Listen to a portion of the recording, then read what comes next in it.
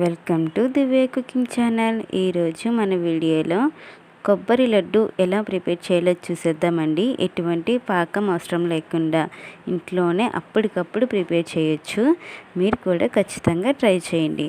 ఇది పిల్లల నుంచి పెద్దవాళ్ళ వరకు చాలా ఇష్టంగా తింటారు. ఇంకా లేట్ చేయకుండా ప్రాసెస్ ఏంటో చూసేద్దాం.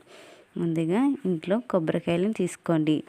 ఇలా కొబ్బరి చెక్కలను తీసుకున్న తర్వాత వాటిని సన్నగా కట్ చేసుకోవాలి. ఇప్పుడు వీటిని మిక్సీ పట్టుకుని కొంచెం తురుముకునే పేస్ట్ లాగా అయ్యేలాగా మీరు ఆడుకోవాలి. ఇలా పేస్ట్ కింద అయిన తర్వాత స్టవ్ వెలిగించి ఒక ప్యాన్లో 1 స్పూన్ వరకు నెయ్యి వేసుకొని, నెయ్యి అనేది బాగా మెల్ట్ అయిన తర్వాత మనం ఆడపెట్టుకున్న కొబ్బరి తురుముని అందులో వేసేసుకొని పచ్చి వాసన పోయేంత వరకు ఫ్రై చేసుకోవాలి. 2 మినిట్స్ పాటు ఫ్రై చేసుకున్న తర్వాత ఈ కొబ్బరి పేస్ట్ అనేది ఒక ప్లేట్లోకి తీసుకుని పక్కన పెట్టేసుకోవాలి. ఇలా పెట్టుకున్న తర్వాత అదే ప్యాన్లో కొద్దిగా బెల్లం వేసుకొని 1 గ్లాస్ వరకు వాటర్ కూడా యాడ్ చేసుకోవాలి. ఇప్పుడు వాటర్ మొత్తం వేసుకున్నాక బెల్లం అనేది కరిగితే సరిపోతుందండి. ఏ పాకం అవసరం లేదు. ఇలా బెల్లం మొత్తం కరిగిన తర్వాత మనం ఫ్రై చేసి పెట్టుకున్న కొబ్బరి తురుముని అందులో యాడ్ చేసేసుకోవాలి.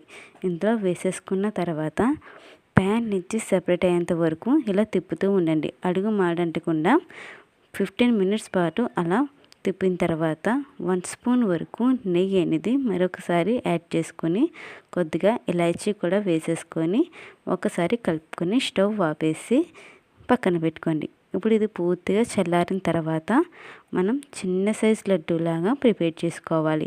మీకు ఏ సైజు అయితే లడ్డు కావాలో ఆ సైజులోనే మీరు లడ్డు అనేది ప్రిపేర్ చేసుకోవచ్చు.